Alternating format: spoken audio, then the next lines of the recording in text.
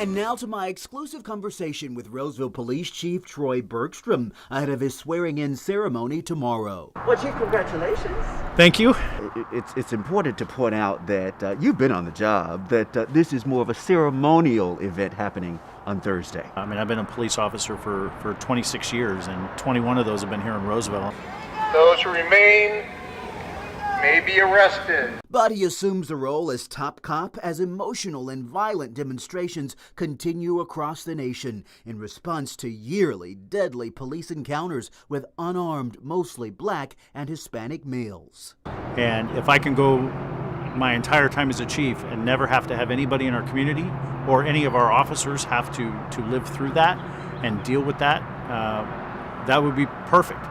Now, I don't know if that's reality, and so what we have to look at on our side is how do we train the best that we can so that we can look at situations and be prepared for them ahead of time. Chief, talk about your top 3 things that you're focused on in this role.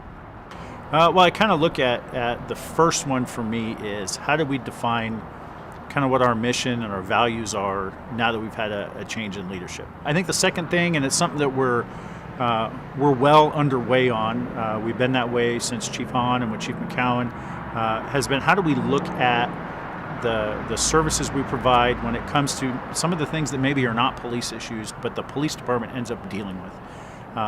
Particularly homeless issues, mental health issues. Number 3 for us is something actually we just started this past week with a trial program on, is we're working towards body cameras. Body cameras, huh? How soon do we think you could see those rolling out?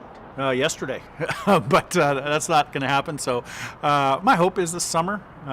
Like I said, we're in the middle of the testing right now. We're also in the middle of our budget process for sorting out funding for things like that. And so I think all that's going to come together later into the summer, and then we'll begin to be a good rollout over the summertime, maybe in the early fall.